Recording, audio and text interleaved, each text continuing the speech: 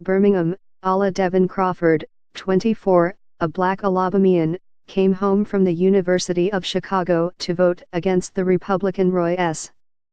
Moore in the special Senate election here.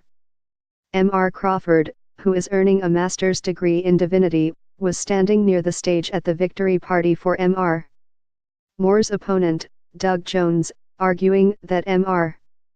Moore's Christianity did not square with the vision of faith shared by so many black civil rights leaders whose blood was shed on Alabama soil.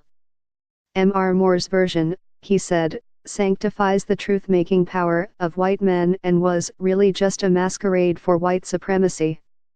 African American voters like M.R. Crawford played a crucial role in M.R. Moore's stunning upset loss Tuesday. According to CNN exit polling, 30% of the electorate was African American, with 96% of them voting for M.R. Jones. A remarkable 98% of black women voters supported M.R. Jones. The share of black voters Tuesday was higher than the share in 2008 and 2012, when Barack Obama was on the ballot. Many black voters at M.R. Jones's jubilant victory celebration here echoed M.R. Crawford in saying they had long harbored a distaste for the fiery brand of evangelical politics that M.R. Moore had relied on to court working-class whites. But many others said that the Jones campaign uncorked the intense feelings of alarm and distaste that many African Americans harbor toward President Trump, who had given M.R. Moore his full-throated endorsement in the campaign's final days. Jonas Thompson, 68, said that she and many of her fellow black voters were worried that Trumpism and a Republican-led Congress would chip away at protections for poor and working-class Americans. But it's a matter of character for us, too, she said. Trump has disrespected the United States, added Wally Dean Streeter, 68, a retired government worker.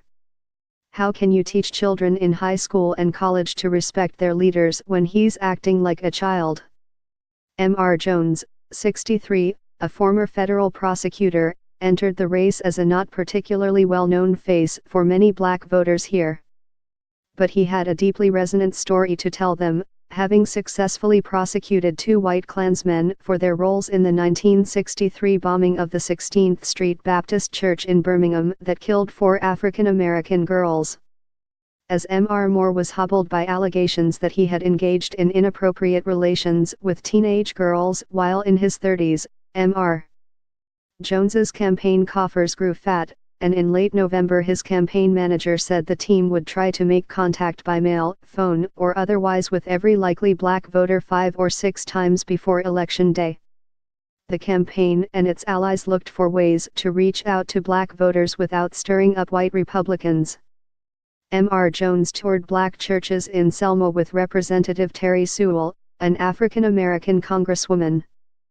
Other high-profile black supporters made appearances on his behalf, including Representative John Lewis of Georgia and Senator Cory Booker of New Jersey.